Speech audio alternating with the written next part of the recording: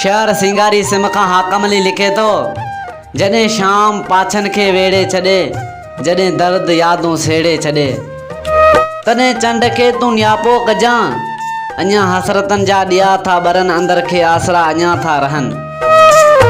असां वक्त जी चीच नाहे छॾी, हली आ तूं ज़िंदगी नाहे एॾी वॾी। उदास शामन में हसरतन भरे ज़िंदगी जा चंचल ख्वाब, जने दर्दन जे दरिया सां टकराइबा, तॾहिं मन में महबूब जो नज़ारो ॾिसण वटां हूंदो, हिकु यादि हिकु दर्द, बसि हाकम अली गॾु ई गॾु हूंदो आहे।